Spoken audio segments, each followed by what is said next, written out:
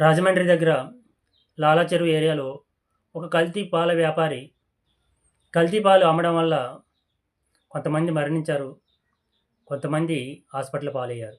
వీడు పాలు అమ్ముతున్న ఒక 40, 50 కుటుంబాలు బాధపడుతున్నాయి.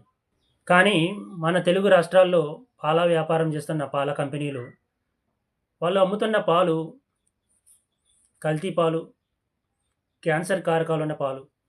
మన తెలుగు రాష్ట్రాల్లో అమ్ముతున్న పాలను క్యాన్సర్ కారకాలు ఉన్నాయని పక్క రాష్ట్రాలు మన పాల కంపెనీల పాలను బ్యాన్ చేశాయి.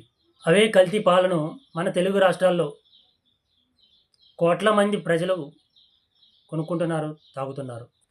ఈ కల్తీ పాలు తాగుతున్న వారిలో పసిపిల్లల దగ్గర నుంచి ముసలి వాళ్ళ వరకు ఉన్నారు. ఈ కల్తీ పాలు తాగుతున్న పిల్లలు కాలక్రమేణా క్యాన్సర్ బారిన పడే అవకాశాలు ఉన్నాయి. అనారోగ్యం పాలయ్యే అవకాశాలు ఉన్నాయి.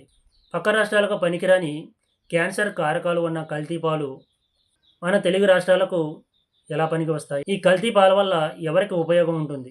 ప్రజలు అనారోగ్యం పాలవుతారు, క్యాన్సర్ బారిన పడతారు.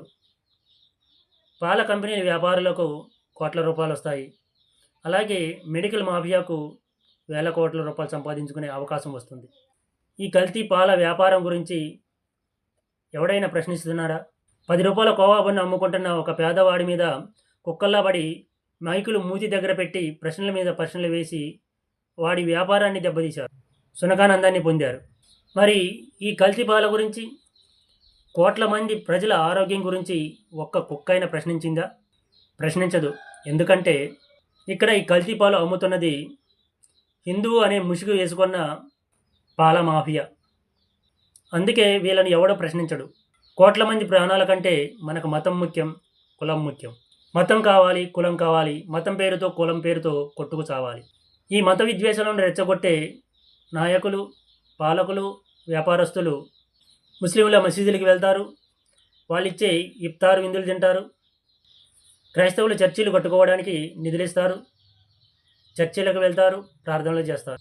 కానీ ఎర్రి జనం మాత్రం మతం పేరుతో, కులం పేరుతో కొట్టుకు చేస్తూ ఉంటారు. ఈ రాజకీయ నాయకులు, పాలకులు, అలాగే వ్యాపారస్తులు కులాల మధ్య, మతాల మధ్య మంటలు పెట్టి ఆ మంటల్లో చలిగాచుకుంటారు. ఈ మతం మత్తు నుండి, కుల పిచ్చి నుండి ప్రజలంతా బయటికి రావాలి. ఈ ప్రజాస్వామ్యంలో అందరూ ప్రశాంతంగా కలిసి జీవించాలి. కళ్ళబొల్లి మాటలు చెప్పే నాయకుల దగ్గర, పాలకుల దగ్గర ప్రజలంతా అప్రమత్తంగా ఉండాలి. సమాజంలో ఐకమత్యంతో జీవించాలి.